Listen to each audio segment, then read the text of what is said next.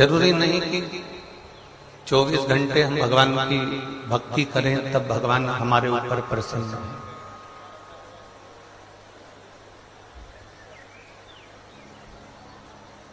चौबीस घंटे में से अगर मात्र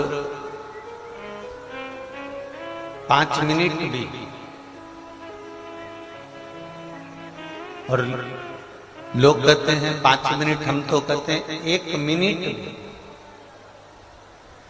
अगर आपने भगवान को याद किया, 1 मिनट भी अगर आप भगवान को स्मरण करें हैं, 1 मिनट भी अगर भगवान की अविरल भक्ति को धारण किया है, मात्र 1 मिनट भी आप भगवान को याद किए हैं तो भगवान देवाधिदेव महादेव 24 घंटे में से 1 मिनट भी अगर तुमने परमात्मा को याद किया है तो ये मानकर चलना कि तुम्हारा 24 घंटा शुद्ध निकलेगा, अच्छा निकलेगा और परमात्मा की शरणागति में।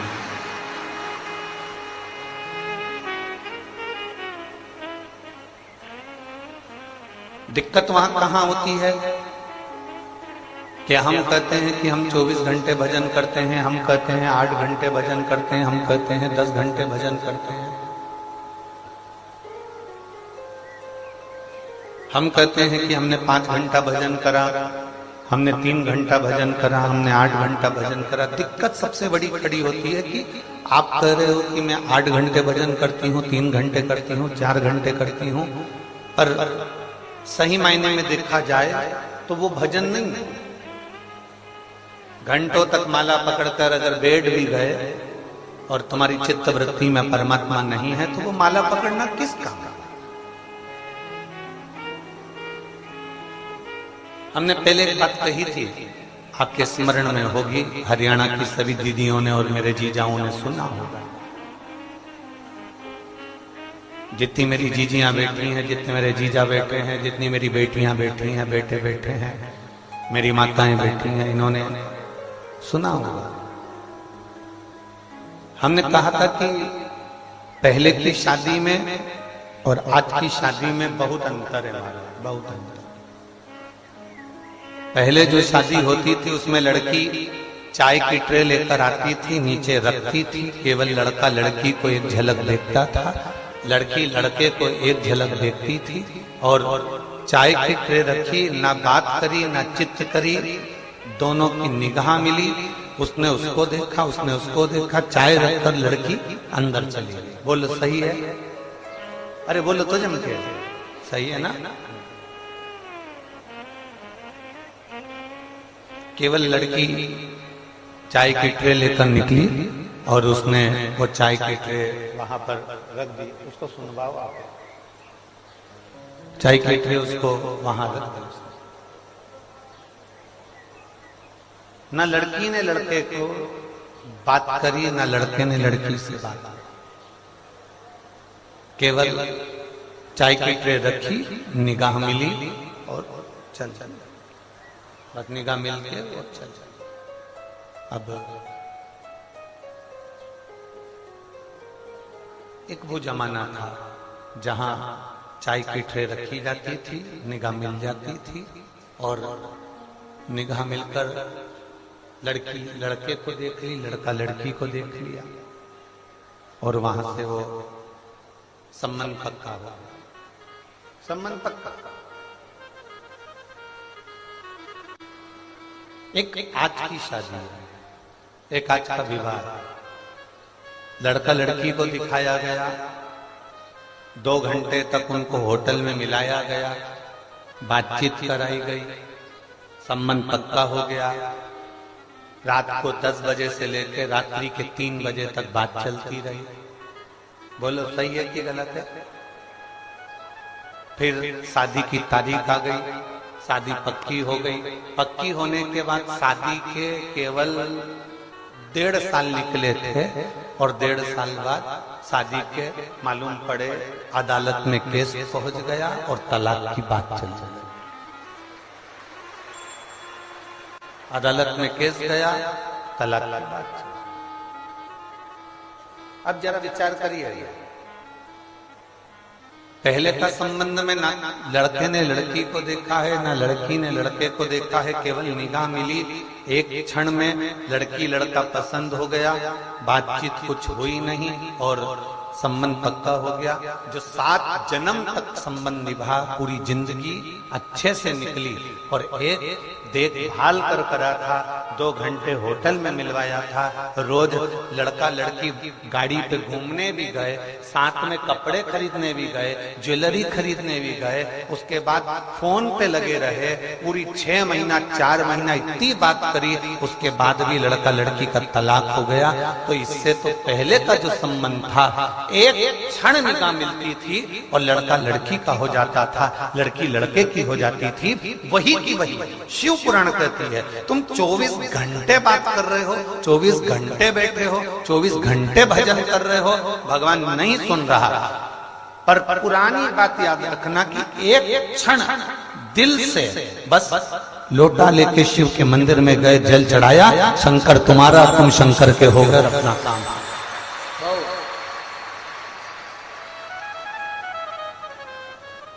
वो एक क्षण का देखना, एक क्षण का सुनना, एक क्षण का स्मरण आपको सुख प्रदान कर, केवल एक क्षण।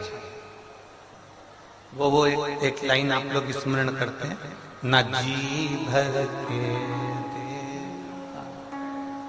ना कोई बात की बड़ी आरज़ू मुलाकात, ना हम जीवन का देख पाए, ना हमारे स्मरण में आया, ना हमने देखा, ना हमने हमको देखा, और संबंध पक्का हो गया, वो निभ गए, बहुत।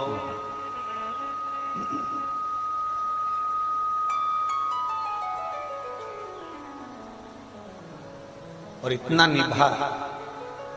निभा कि एक जन्म की बात नहीं, कई जन्मों जन्मों की बात चल गई, कई जन्म ऐसा निभा। शिव कथा, भगवान शंकर का संवाद, भगवान शंकर की कथा, भगवान शंकर का स्मरण हमको ये बता रहा। शिव महापुराण हमको ये कह रहे, भगवान शंकर का संवाद हमको ये कह रहा, शिव तत्व हमको ये बता रहा। शंकर के मंदिर में बहुत घंटों तक बैठने की जरूरत ही नहीं है आपको। मेरी सिरसा की जीजियों, जितने आस्था चैनल पर कथा सुन रहे हैं, जितने फेसबुक यूट्यूब पर कथा सुन रहे हैं, जितने मोबाइल पर कथा सुन रहे हैं, जितने इस सिरसा हरियाणा की पवित्र भूमि पर कथा सुन रहे हैं, आप अपनी चित्तवृत्ति में एक बात उतार कर रख लो, बहुत देर तक शंकर के मंदिर में बैठने की जरूरत है ही नहीं।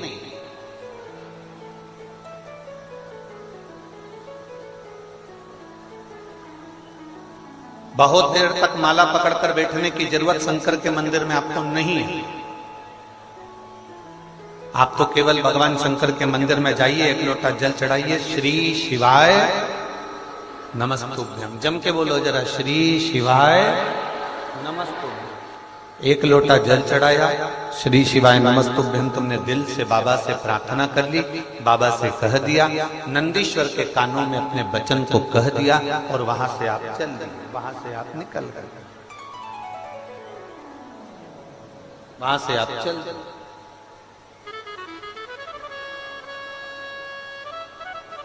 बस बहुत है।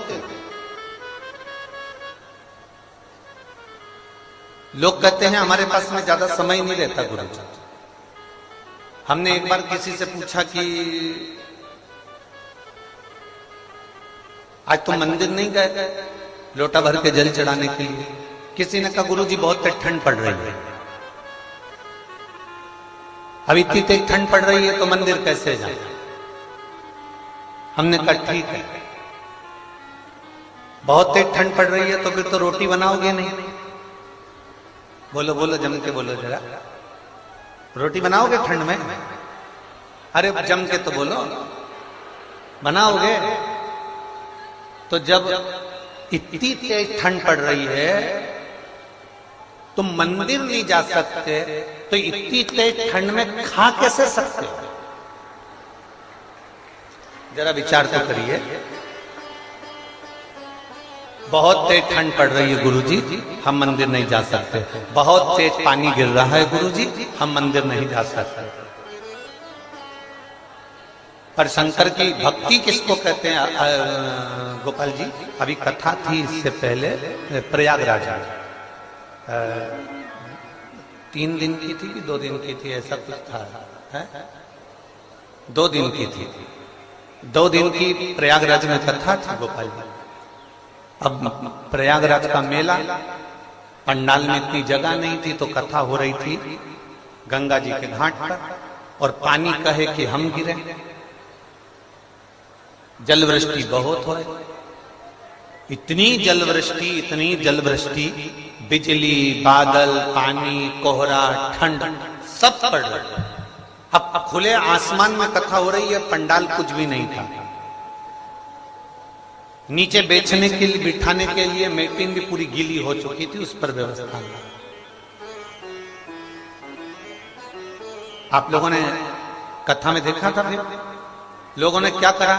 अपने अपने छाते, अपनी अपनी पन्नी लगाकर, बिछाकर, बैठकर, पानी बरसता रहा और लोग कथा सुनते रहे। जलवृष्टि होती रही और लोग कथा का स्मरण करते। पानी गिरता रहा और लोग कथा का रसतत्व ग्रहण करते।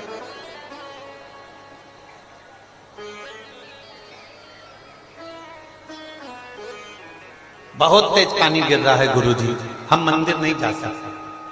बहुत तेज ठंड पड़ रही है गुरुजी, हम मंदिर नहीं जा सकते। बहुत तेज गर्मी पड़ रही है गुरुजी, हम मंदिर नहीं जा सकते। बहुत तेज ठंड पड़ रही है, हम ऑफिस जाते हैं, बोलो जम के बोलो। बहुत तेज बारिश होती है, हम दुकान पर जाते हैं। बहुत तेज गर्मी पड़ती है तो भी हम ऑफिस जा रहे हैं, दुकान पर जा रहे हैं, अपना पूरा काम कर रहे हैं। तो फिर बहुत तेज ठंड, बारिश और गर्मी में हम शंकर के पास क्यों नहीं जा सकते? उसके करीब में भी हमें जाना। हम भगवान के नजदीक में क्यों नहीं जा सकते? हम भगवान के पास क्यों नहीं जा सकते? हम भगवान देवादिदेव महादेव के करीब में क्यों नहीं जा सकते? हमने बहाना बनाया, बहाना हम बना रहे हैं, बहाना हम स्वयं बना रहे हैं। और बहाना हम ऐसा बहाना बना रहे हैं, हम ऐसा बहाना बना रहे हैं कि पानी गिर गया, गर्मी पड़ गई, ठंड पड़ गई, बारिश पड़ गई, हमने बहाना बनाया। अब जरा विचार करना कि आपने बहाना बनाया कि ठंड पड़ गई, बारिश गिर गई, गर्मी पड़ गई, तुम्हारी दुख की घड़ी हो, तुम्हारी तकलीफ की घड़ी हो, तुम्हारे दुख का समय हो। अब दुख का जो समय होता है वो ये थोड़ी ना देखता कि ठंड पड़ रही है कि गर्मी पड़ रही है कि बारिश पड़ रही है। जब तुम्हारा या अपना दुख का समय आता है, मेरा महादेव भी ये नहीं देखता कि गर्मी है कि ठंड है कि बारिश है, वो भी दौड़ कर आ जाता, वो भी दौड़ कर। परमात्मा यदि तुम्हारे पास में दौड़ कर आ रहा है तो आपको भी परमात्मा तक दौड़ कर जाना।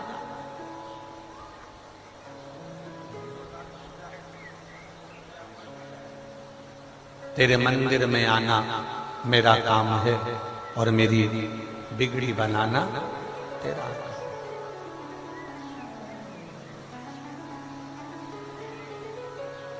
तेरी चौखट पर मैं आ ही गया, मुझे दर्श दिखाना तेरा काम है। तेरे दरवाजे तक मैं पहुंच गया। अब किसी ने एक प्रश्न किया, गुरुजी शंकर भगवान हमको दिखते क्यों नहीं? मेरा देवादिदेव महादेव, मेरा शंकर, मेरा ओघड़ दानी, मेरा त्रिकालदर्शी, मेरा कैलाशी, मेरा अविनाशी, मेरा शिव मुझे दिखता क्यों नहीं? सीरा बनाना आता है, हलवा सबको आता है, क्या क्या सामान डलता है? जम के बोलो जरा। सूजी मतलब आटा, रवा, सूजी, घी, शक्कर, इलायची, ड्राई फ्रूट्स, सब हो गया ना? ठीक है।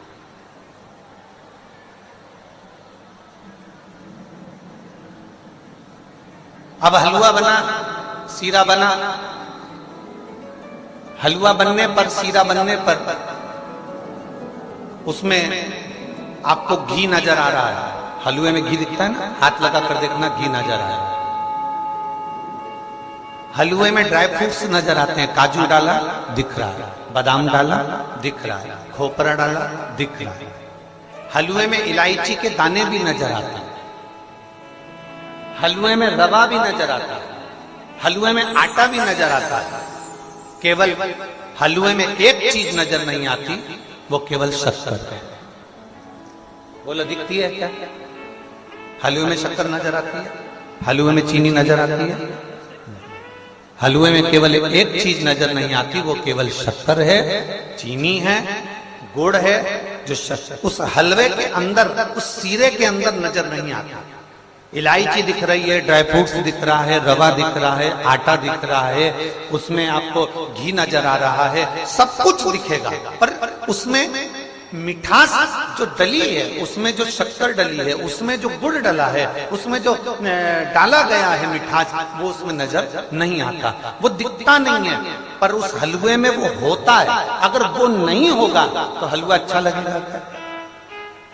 इलायची डाल दो, ड्राई फ्रूट्स डाल दो, घी डाल दो, पर हलवे में शक्कर नहीं डालोगे तो अच्छी लगेगी क्या? नहीं। हलवे में शक्कर होती है पर दिखती नहीं है।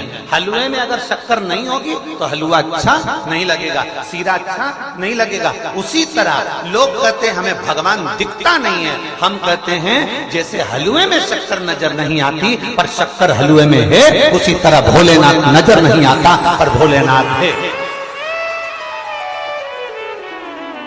भोलेनाथ है और भोलेनाथ नजर भले नहीं आएगा, पर इतना स्मरण में जरूर रखिएगा, अपनी चित्त वृत्ति में इतना उतार कर रखना, अपनी चित्त वृत्ति में इतना जरूर रखना कि भले मेरा देवाधिदेव महादेव तुमको दिखेगा नहीं, पर तुम्हारी जिंदगी को मीठा, तुम्हारी जिंदगी को खुशमय, तुम्हारी जिंदगी को सौभाग्यशाली, तुम्हारी जिंदगी को आनंदमय केवल एक बना सकता है, वो मेरा देवाधिदेव खुशमय बनाएगा, वो सुखमय बनाएगा, वो आनंदमय बनाएगा।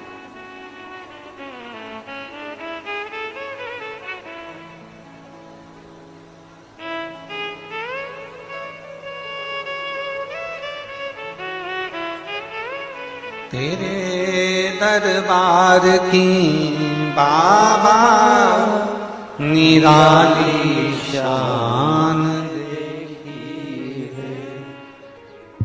तेरे दरबार की बाबा निराली शान देखी है, तुझे देते नहीं देखा पर झोली भरी है, मुख दुनिया मोड़े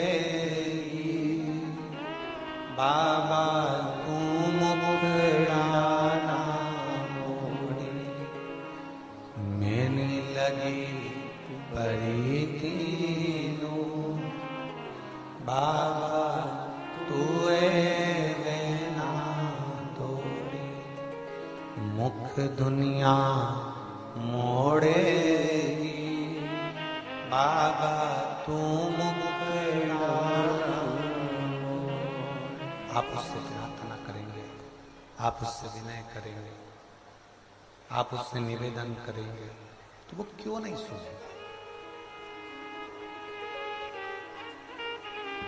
दिखता नहीं है मेरा महादेव, मेरा शंकर दिखेगा नहीं, मेरा महादेव दिखेगा नहीं, मेरा शंकर नजर नहीं आएगा, पर हमारी जिंदगी को जो प्रसन्नता देने वाला है, हमारी जिंदगी को जो आनंदता देने वाला है, वो शिव ही है।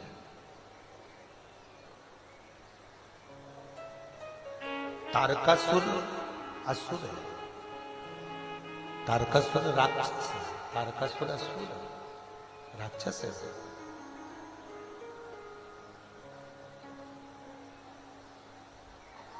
आप जरा विचार करिएगा, एक असुर एक राक्षस, तारकासुर असुर है, राक्षस है। असुर प्रवृत्ति का है, राक्षस प्रवृत्ति है उसकी, असुर है। और उसकी विचार, उसकी दृष्टि, उसकी सोच कितनी सुंदर हो। उस तारकासुर ने अपनी मृत्यु को ब्रह्मा जी से मांगा, तो मृत्यु को मांगने के समय पर ब्रह्मा जी ने कहा मांगो तुम्हें क्या चाहिए, तो उसने कहा मैं मरूं ना, ऐसा मुझे वरदान दे दीजिए, मेरे प्राण ना छूटे, ऐसा मुझे वर दीजिए, कभी मेरी मौत ना आए, मुझे ऐसा वर प्रदान कर दो।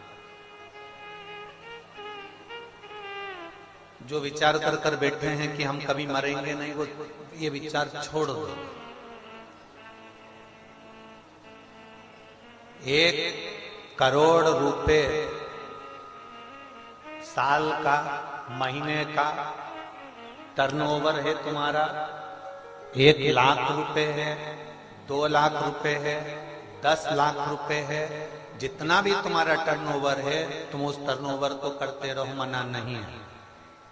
पर एक बात शिव महापुराण की अपनी जिंदगी में उतार कर रखना, 10 लाख रुपए महीना कमा लो, 2 लाख रुपए महीना कमा लो, 5 लाख रुपए महीना कमा लो, 40,000 रुपए महीना कमा लो, 50,000 रुपए महीना कमा लो, चाहे 25 करोड़ रुपए महीना कमा लो, पर इतना जरूर याद रखना कि वो कमाए हुए धन को केवल तिजोरी में भरकर मत रखना, क्योंकि कमाते कमाते कमाते कमाते कमाते कमाते एक समय ऐसा आ जाता है कि हमारी अवस्था कुछ कम हो जाती है, हमारी उम्र कुछ कम हो जाता है।